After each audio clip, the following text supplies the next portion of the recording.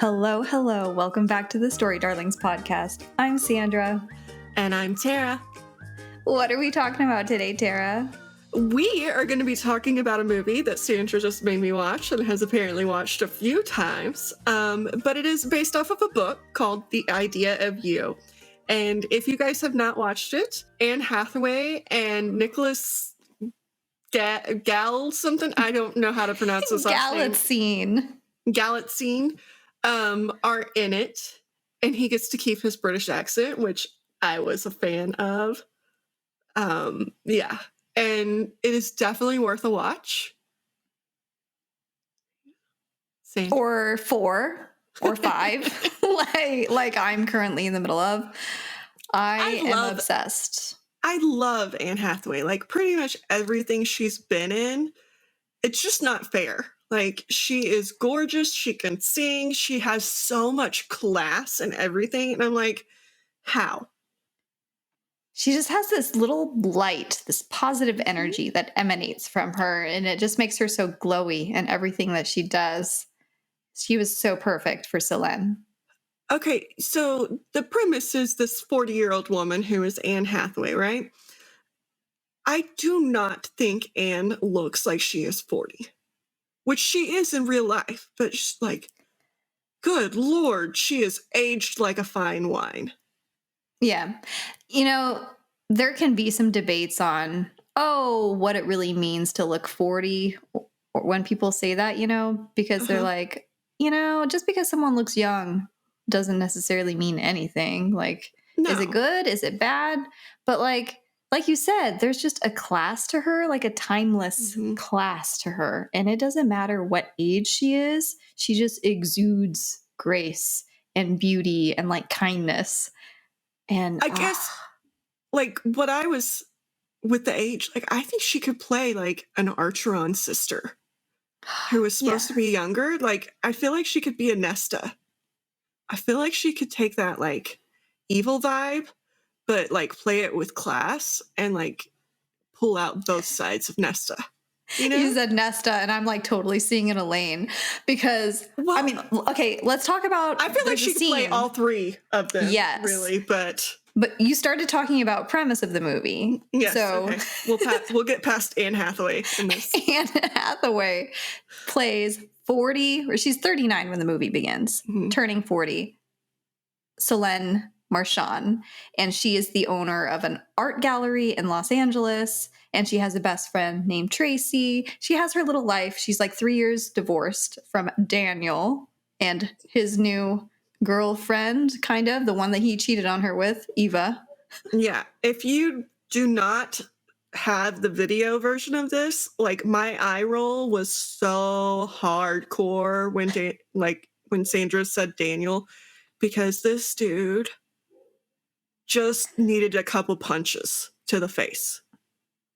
He's such a normal Joe type, like there's so many men like this out there. And then you have that compared to young and swaggering 24-year-old frontman of August Hayes. Moon, Hayes Campbell, as Tera said, played by Nicholas Galitzine. And he is so gorgeous.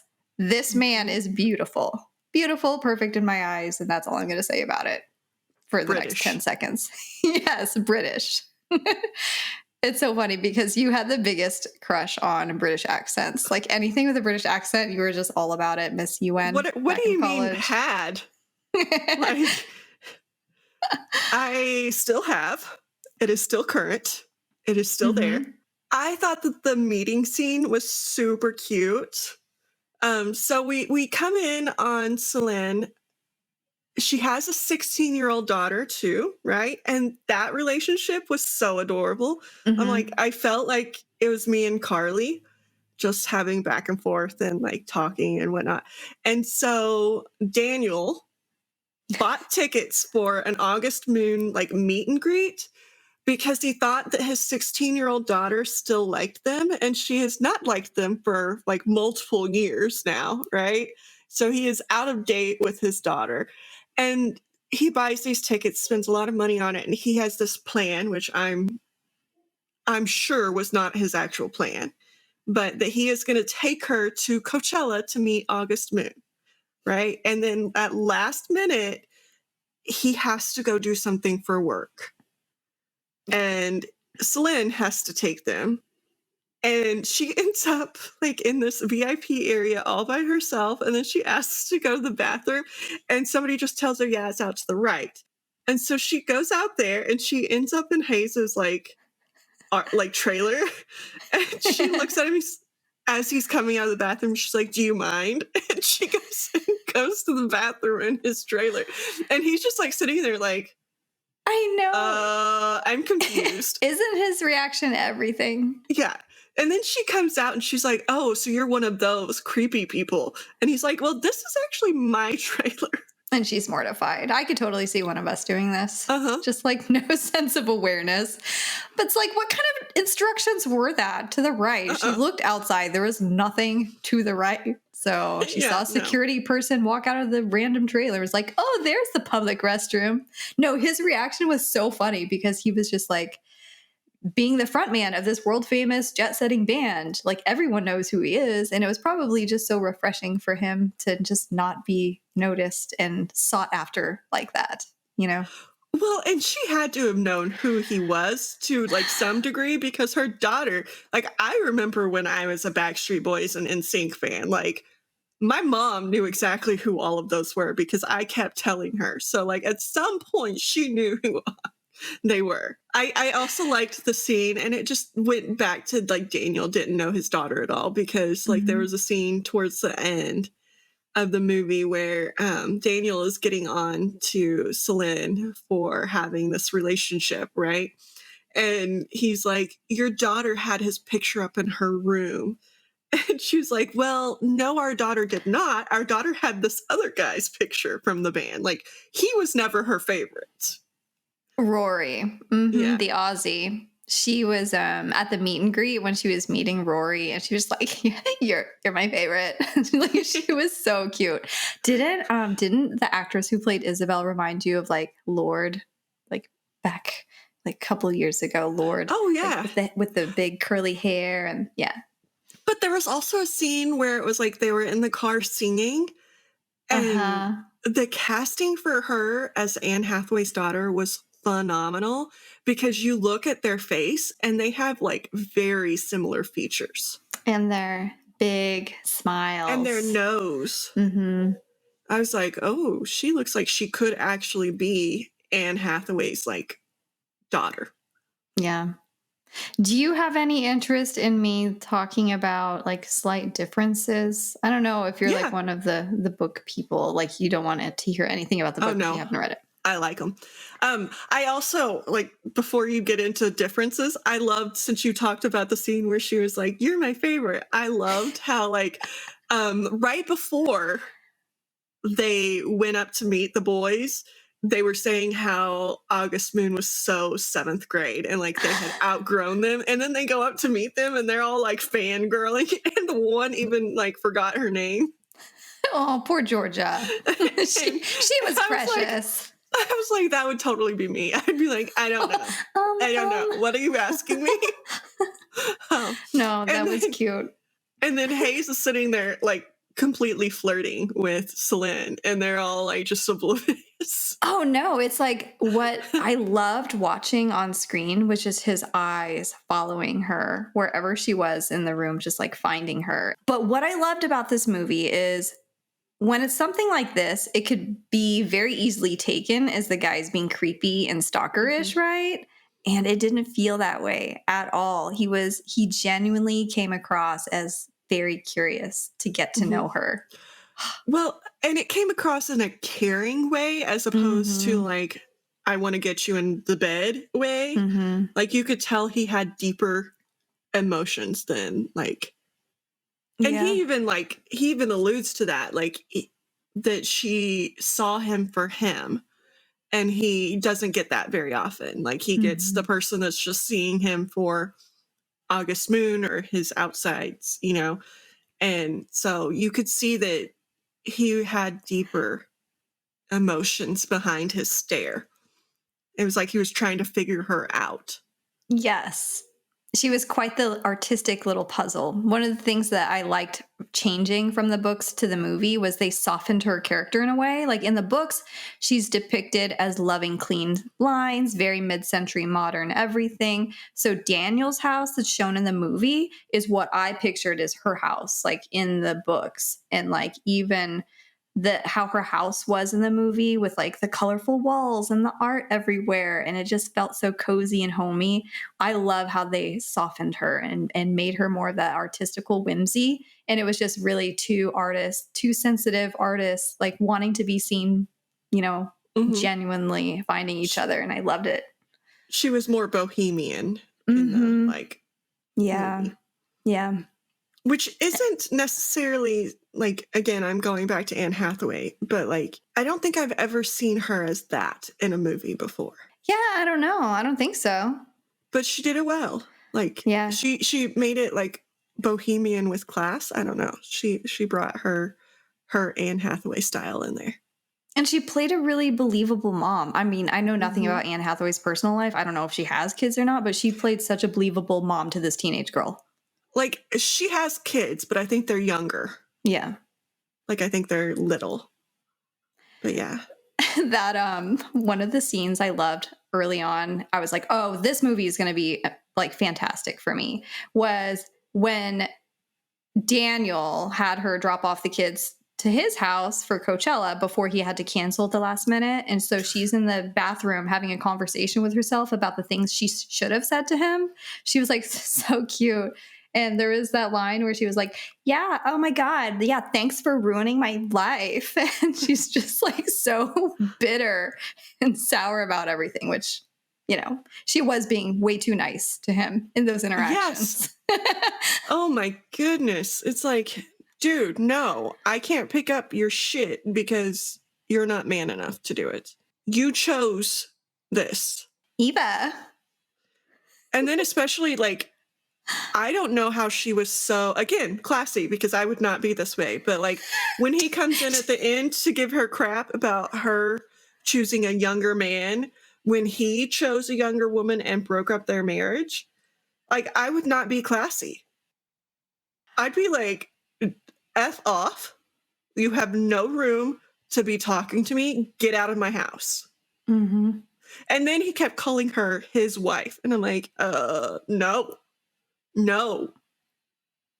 You do not get to decide what she does because you owned her at one point. Yeah, it's that territorial, possessive, masculine shit. Yeah. Eva, I just felt bad for her because she was younger than Solène, Solène's character, but you could tell she was so young when she made those decisions with him too, that she definitely had some regret and guilt. And I would be the same way too. Like, sorry, girl, not going to be your BFF. Bye. Have fun with that. Yeah, because she asked, so she told Solène during one of their little like talks on her doorstep that she was leaving Daniel. And then she asked, can we hang out? And Solène's like, no. No. Sorry. That doesn't sound good to me. I mean, what kind of reaction was she supposed to have? It's like, bitch, you were 50% of the cause for ruining my marriage. And now you want to be best friends?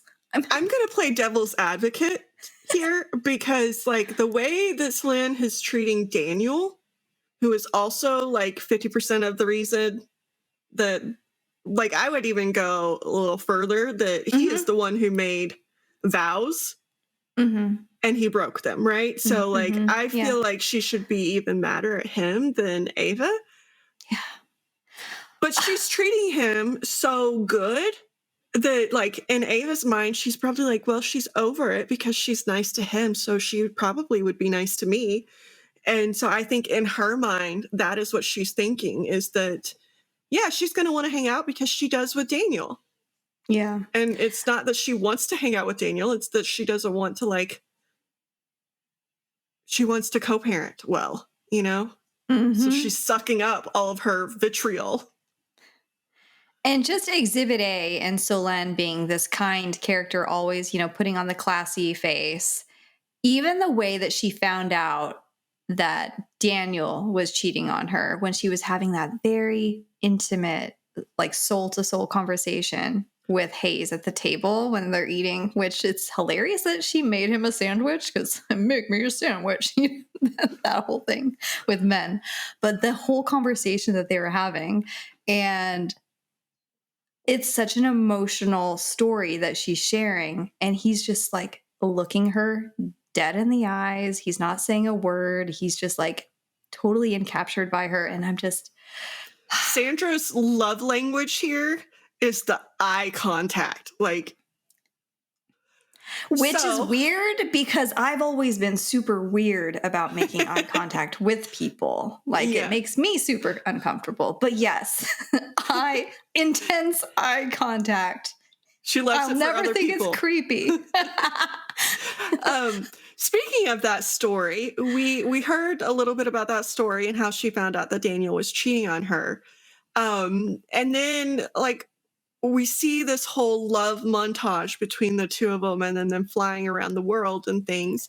And we end up like on this weekend break from touring, right? Mm. And I don't remember who the bandmate is, but the bandmate is Oliver.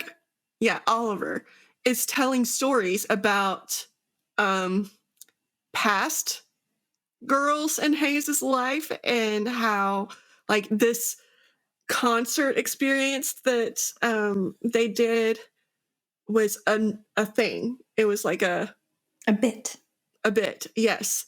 And how there had been other women just like Solène, basically, that had been around Hayes. And like, it just drives like a gut punch to Solène because she thought that they were like building something and that she wasn't just another like notch in the belt.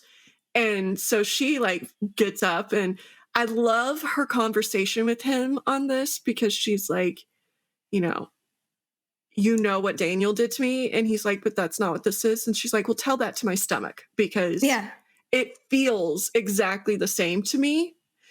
And the fact that you knew what he did to me, like you should have told me before they told me. Yeah. She just articulated everything so well. I mean, they're in the south of France. He talks her into going, from this European tour to this house in the south of France. And she's very resistant to go because she knows what this is going to be like. She's been hanging out with the bandmates.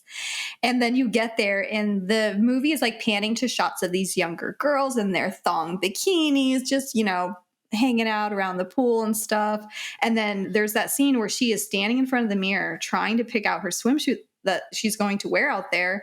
And then she ends up walking out like fully covered. And one of the girls is like, what is this, a funeral? It's just like such a catty bitch about it. And it's like they were jealous. They're just like, but it's just another example of just like straight ageism too. And it's like, she was gorgeous in all of her swimsuits. Like, it's like the grown women aren't supposed to show any skin or anything. And it's like, at what point? Like what age, what, random number you select, should I stop showing any skin? Like, and why? If I feel comfortable in what I'm wearing, why do I need to like, but she was very cognizant of what people thought of her about her age and things like that. And so she was trying to like, I guess, downplay the issues with her dating a much younger man. Yes. And I mean, it was so mortifying for her to go out there and then have to deal with that and find out in that way. It's just such a gut punch, as she said. And you have to feel bad for Hayes too, because he didn't proactively like tell her about this stuff. And that only happened before he ever really got to know her and saw her home and got to hear about Izzy and all of this stuff, her crap with her husband. But then it just kind of rips your heart out when she's like, well, I'm going home. I can't deal with this. Like, we're breaking it off. And I was like, no. Especially when he says, like, basically that he loves her. Like, he thought that they were building something special. And she's like, I don't feel that. And I'm just like, oh. Like, I get her hurt in that moment, but like.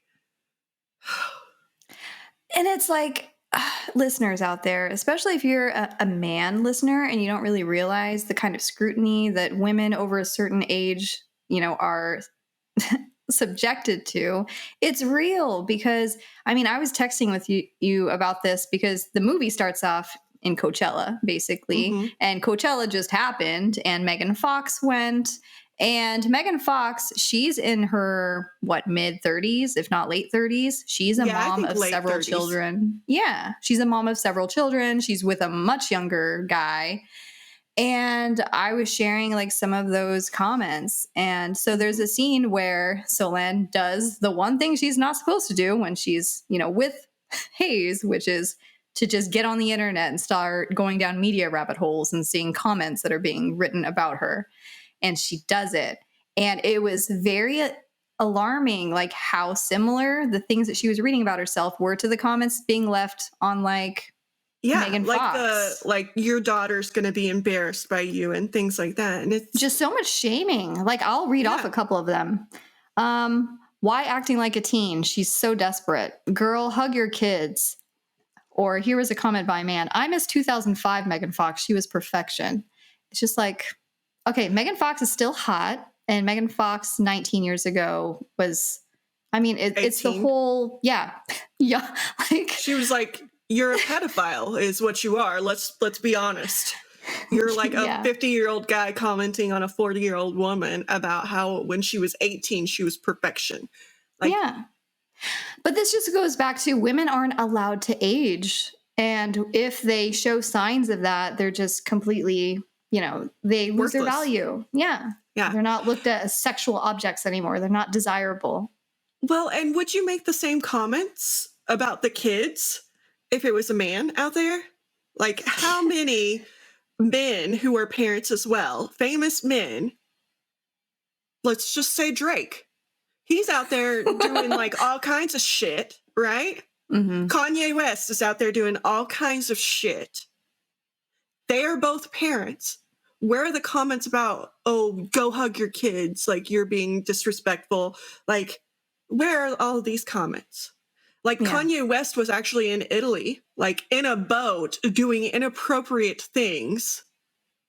And nobody commented about, well, why aren't you with your kids? Because it's not the man's job. And I'm sorry, but like, that's ridiculous. It is the man's job. It's like once a woman has kids, she is relegated to this one-dimensional role as your sole purpose in life is to be a parent. And every breath that you take every single day is for your children. And she's not given any agency over her own goals and ambitions or any of her own passions. And so that's one of the things that I really loved watching about this movie was Solène was such an independent, artistic person, and she still had that part of herself to be able to have as her own, not just focusing on, oh, I'm an ex-wife and I have a kid, And not even just an ex-wife, somebody who got screwed over. And while it pointed that out, like I'm glad that it pointed out the emotional turmoil of not even just being an ex-wife, but the fact that like he screwed her over and that there's such a like double standard in the fact that men can date younger, but women can't because women are worthless at that age. So like, why are you dating an old woman? Like dating an old man, he's got his shit together. Mm-hmm. He doesn't all the time. Sometimes he does, but Daniel definitely didn't have his shit together. And Solène does, but she's worthless because she's old. I don't know. It's like you and I are looking at 40 now, right? Mm-hmm. And now that it's upon us, I'm just like, I don't think of it as being old, I still feel like I'm me. I feel like I could get this 24-year-old dude. Like lay the trap. I could be a cougar. I could. Rare. Not really. I'm married. No, it's like, so like no, my son, Vincent, a couple years ago, he says some of the wisest things sometimes, and he goes, "Mommy, you're not old. You're in your 3s. There's 1, 2, 3. Like, 1, 2, 3, 4. Aw. Those are still young. He's like, you're not old until you're like in the 8, 9s. And I was like, you know what? Vincent has it figured out. Like, why not? Well, and Sandra's got those Asian genes too that like keep you like only 50%. keep you like, I don't know, young forever. That's not what my knees tell me when I'm like cleaning. I have wrinkles. I need to do like gua sha or something on my forehead. And wrinkles are okay to have, just for anyone's information out there. Yeah, frowny faces, because men make us frown a lot. And children do too. And like children. when you're having to hear all their bullshit. Even her 40th birthday, because Tracy plans her that surprise birthday party with like the goal of setting her up on some dates with men there. Wasn't that just such a realistic depiction of what it would be, right? Yes, especially with the dude who's married or in a relationship trying to hit on her, and then his girlfriend or like wife calls and he's like, "Hi, sweetie." And she's like, "Oh my God." Just walks away. And then there's the guy that's just super socially weird, right? He's like, I would like to invite you to a meal of food. She's just like, it's like the dating pool when you hit 40. No wonder we like go young, because this is the dating pool. Anybody worth anything has been taken by this point in time in their lives. Mm-hmm, mm-hmm. The crazy guy with, you know, his pet fish and turtle, Copernicus and Rupert. She's like, "Oh, do you have children too?" He's like, "Yeah." It's like, it's not the same thing, asshole. Okay, don't show me your fucking turtle. Okay. You did not birth that child. Yes, correct. No. The birthday party, I love that scene too. It was just so funny. It was such a... I love Tracy. Like, I feel like Tracy and Solène could be me and you.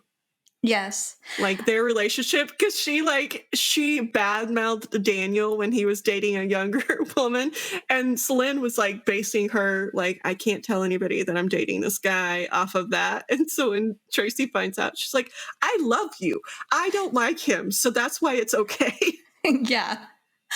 I loved in the beginning how it was Tracy and Izzy and Izzy's friends. And they're like, "Are you happy?"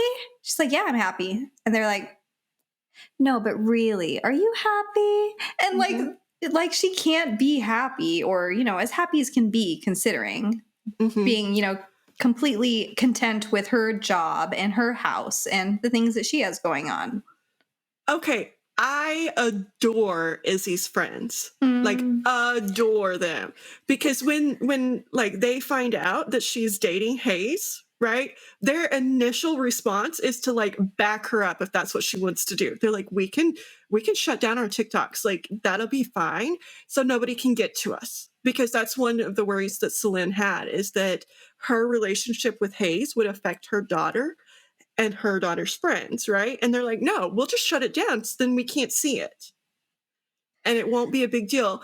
And they had her back and Izzy's back. Like, I loved them. That was one major change from the books that I very much appreciated. Because first off, in the books, Hayes is 20. Solène is the same, 39 and 40. And then Izzy is actually 12 years old in the books. And the book, Solène was so painfully secretive and sneaking around and hiding it from her daughter that the whole finding out scene was gut-wrenching. It was emotional. I cried. It was bad, Tera. And so one of the things that I liked about the change in the movie is they made the daughter like very mature, like able to process those thoughts in a grown-up kind of way. And I thought that was a positive thing to show. Yeah. But they were all still pretty naive about being able to handle it, right? Yeah. Because when you're Hayes Campbell of August Moon, it's like the Taylor Swift chaos. Yeah. And the articles, again, it's like this chaotic and it's kind of toxic. Toxic, that's the word I was going for. Toxic environment where it doesn't matter what she does, she's going to be in the wrong. right? Yeah. Like there was like articles about her being a cougar and that he could do better and that like blah, blah, blah, blah, right? And then there's even an article about her being Yoko Ono 2.0. And I'm like, she's not breaking up the band. Like, what are you talking about? Like, she went on tour with the band. Where are we getting Yoko Ono? Like, at all.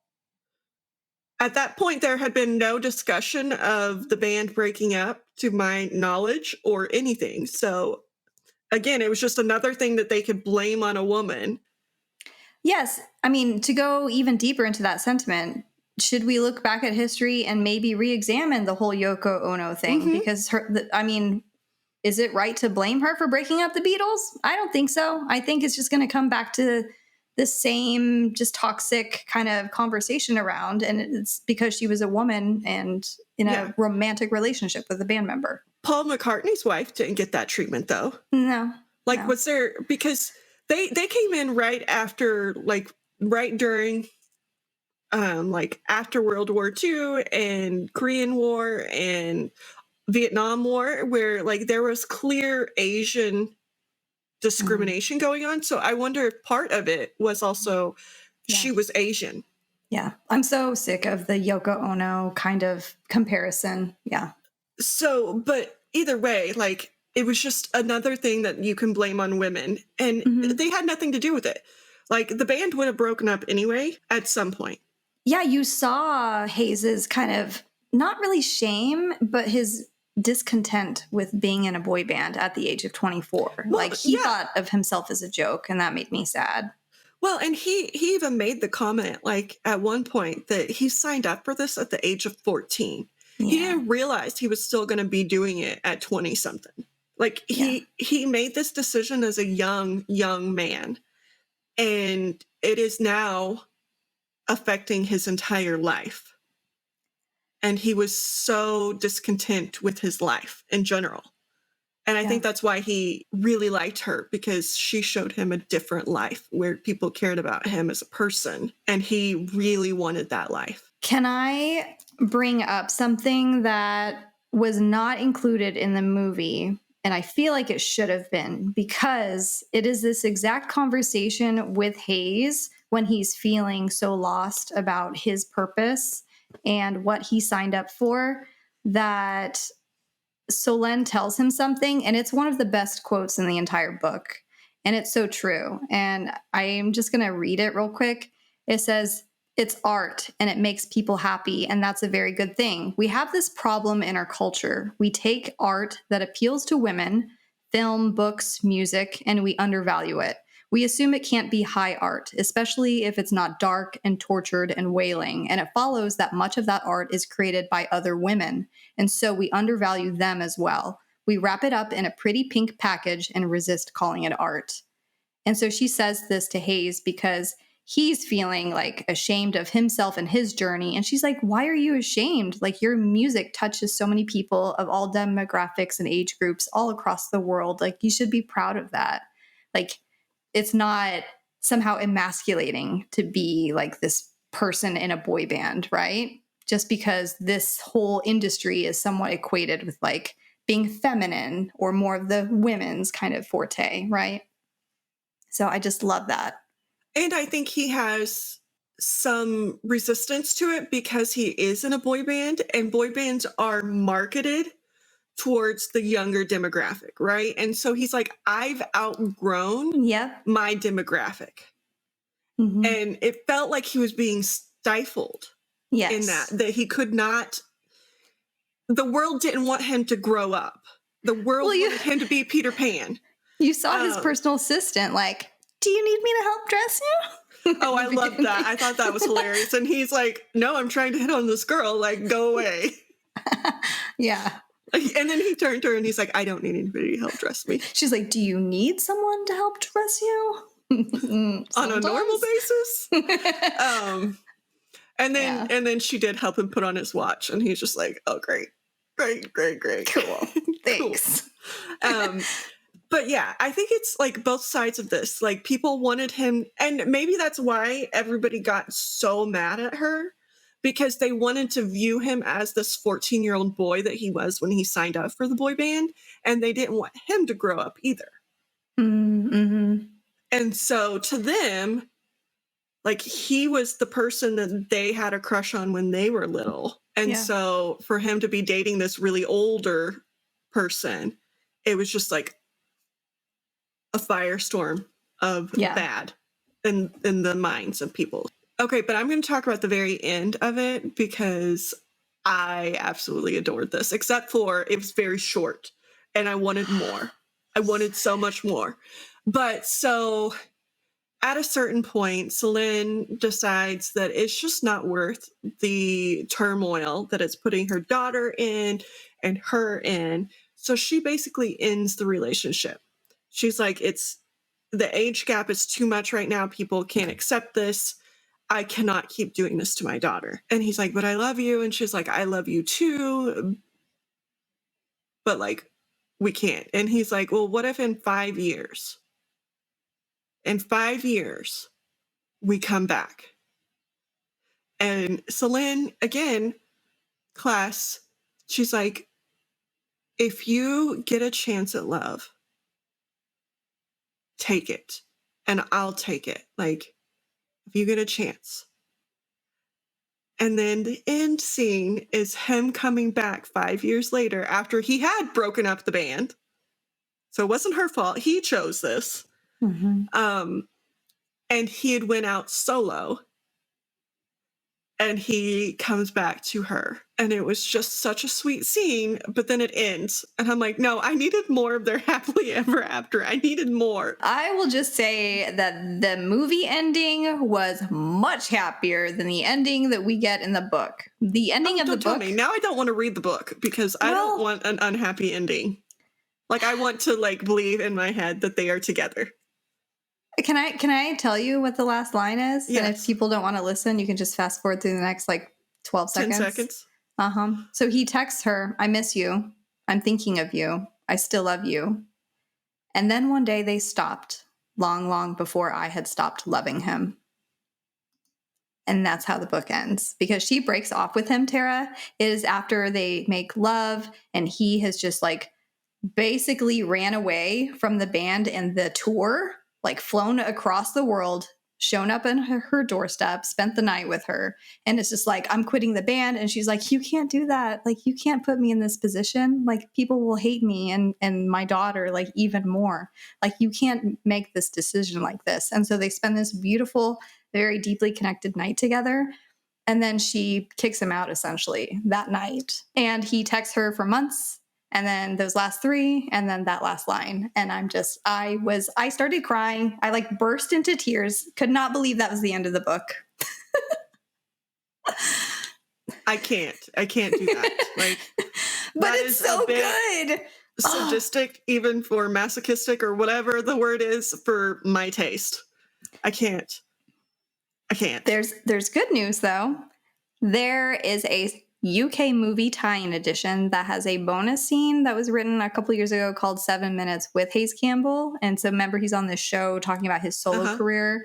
And so he alludes to like maybe seeing her again one day. Like, apparently that's what the bonus scene is about. I have yet to see a copy of this book, so I don't know. But it was nice that they incorporated that into the end of the movie to make it a little bit happier because it was a bit bleak. Yeah. Okay, and if anybody has been online, because everybody online has opinions about everything, right? Mm-hmm. So I've seen a lot of people discussing this movie and its similarities to Harry Styles' life. And I can see it because he does tend to go for the older women and like Olivia Wilde. Give us some hope here.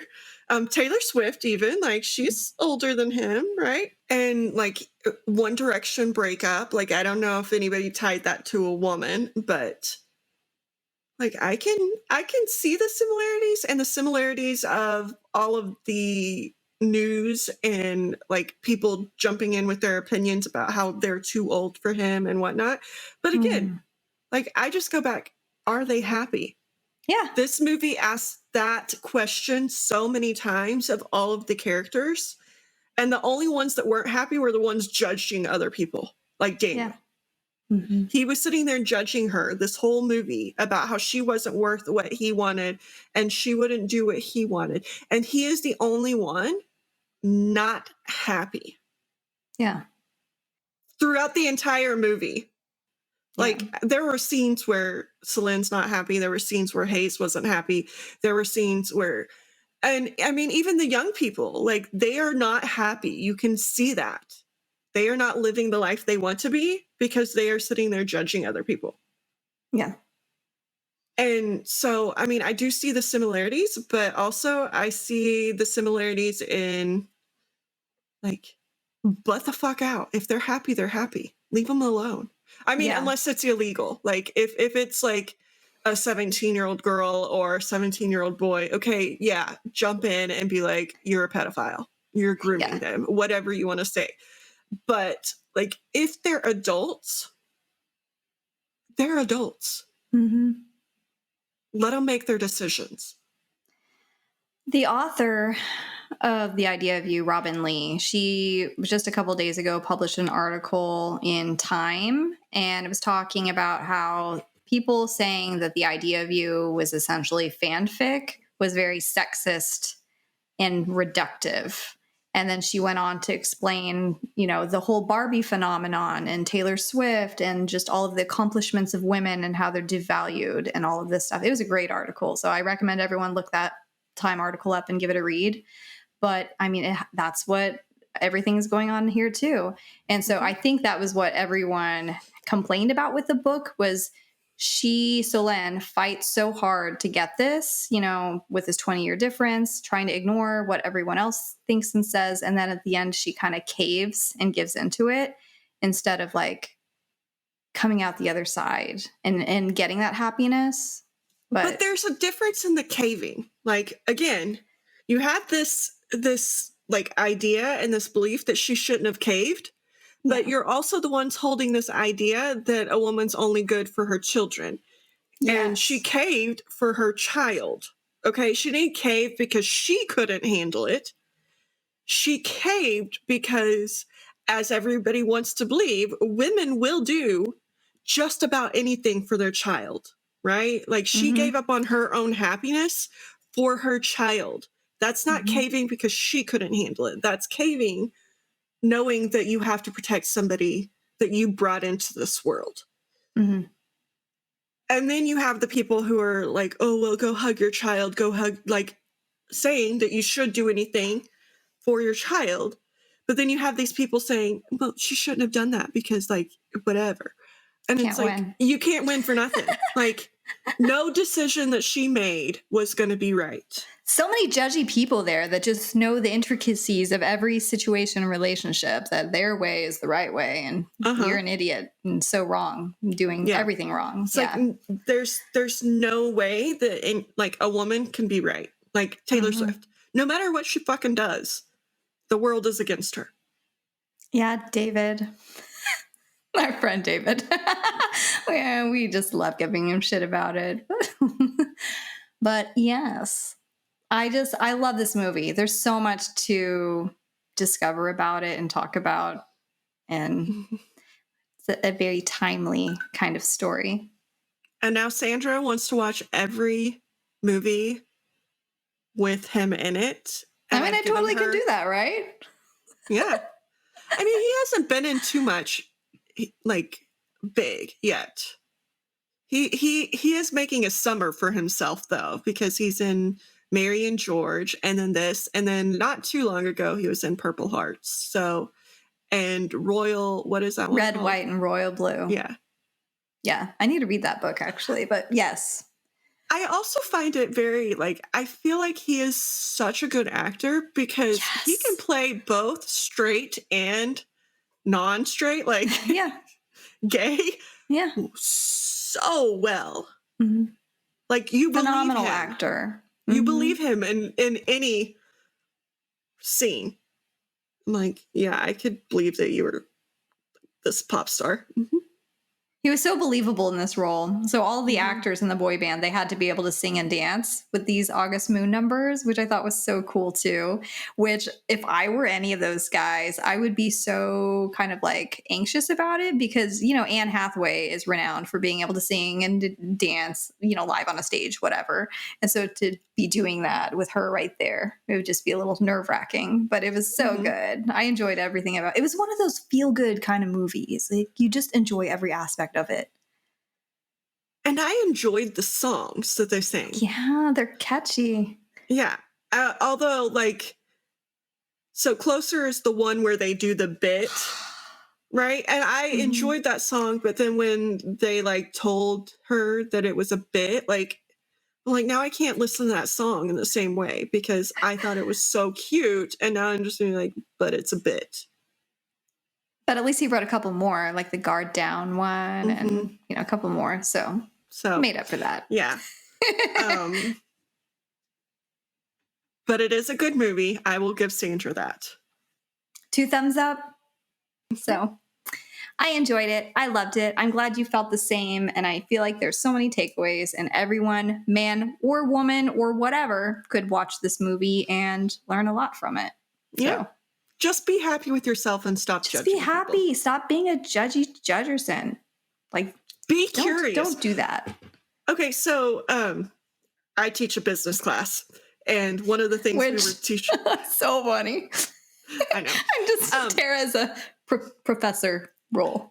And one of the things that we were like, our very like second to last thing was about empathy for others. And there's a scene in, what is the show with Jason Sudeikis about the soccer team in England?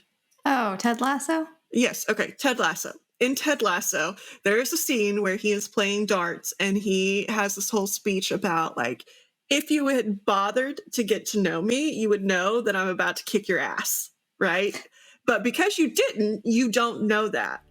Because if they were curious, they would ask questions, you know? Questions like, have you played a lot of darts, Ted? Because you weren't curious, you don't know anything. You just judged me. So be curious, people. Be curious, not judgmental. Very well stated. Once I got the words. It's the journey that matters too, yes. Right? Yes. Don't judge me, people. I love it. Anyways, we hope you enjoyed our discussion of the idea of You, the Prime Video movie. Now streaming, go watch it 10 times. Keep it number one. I like screwed up my video, which is distracting me with that phone camera thing. I figured you applied some kind of filter. Now I'm like bright and like an angel or an alien, whatever you want to call me.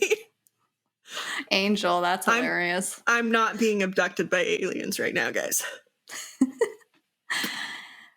All right. Any last words? No. Just go and be kind and be happy and create cool shit. And we will see you next week. Okay.